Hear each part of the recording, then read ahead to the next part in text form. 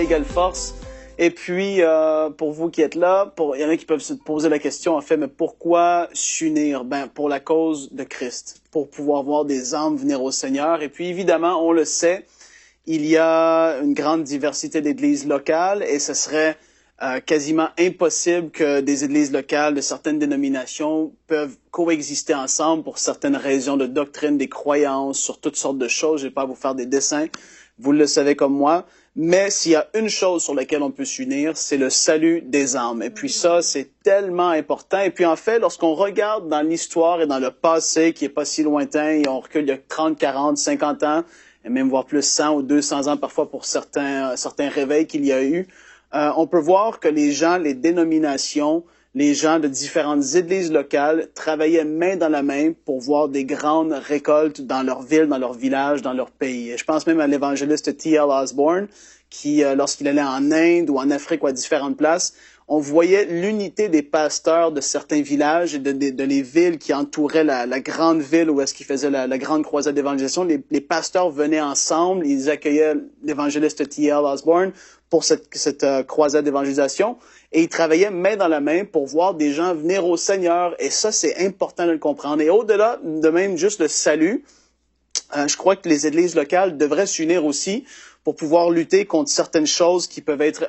au niveau politique, s'il y a des lois qui veulent être votées, apportées sur certains pays, des nations qui sont contre la parole de Dieu, contre certaines choses qui vont vraiment contre nos valeurs. C'est important que les chrétiens puissent s'unir parce qu'il y a une grande force de frappe. Quand on est ensemble, ça fait bouger les choses davantage parce que les gens dans le monde normal, lorsqu'il y a des gens qui se lèvent en masse ou en groupe, ça fait bouger les choses. Lorsqu'il y en a 2 ou 3 qui ont une petite pancarte dans les airs, ça fait pas grand-chose. C'est important de comprendre cela.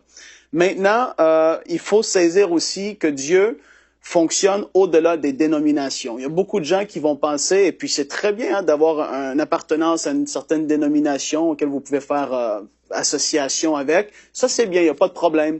Dieu, par contre, n'est pas plus avec une dénomination qu'avec un autre. Dieu est derrière sa parole. Et Dieu est derrière des hommes et des femmes qui payent le prix, qui se consacrent pour voir des gens venir au Seigneur, qui donnent leur vie pour que des choses puissent se passer. C'est pour ça que on peut voir même dans certaines histoires et dans des dénominations, les leaders peuvent mourir et puis par la suite, les choses, ça vient que ça s'éparpille partout parce que justement, Dieu n'est pas forcément avec telle dénomination.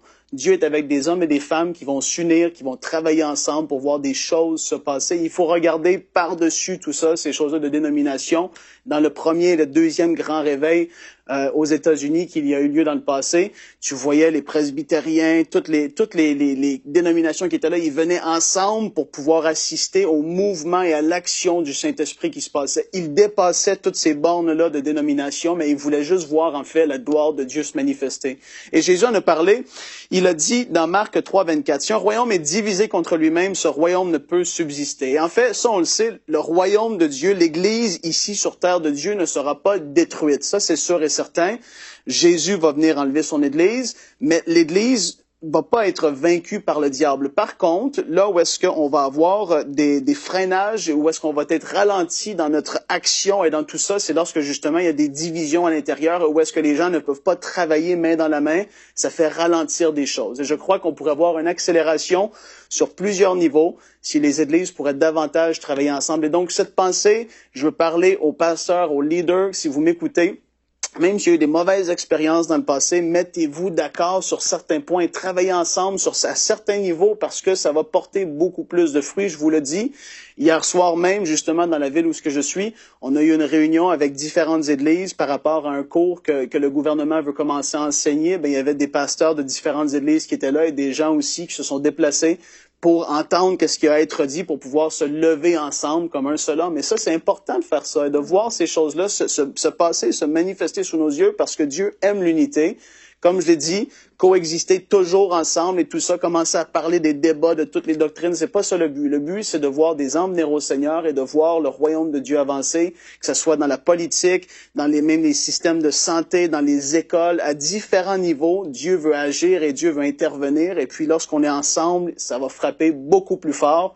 Donc, unissons-nous et voyons des choses se passer. Ne soyons pas ce royaume qui va être divisé comme Jésus l'a dit. Non, on doit travailler ensemble pour être vraiment efficace dès aujourd'hui. Retrouvez la suite de ce programme dans l'émission Bonjour chez vous sur ENCI TV.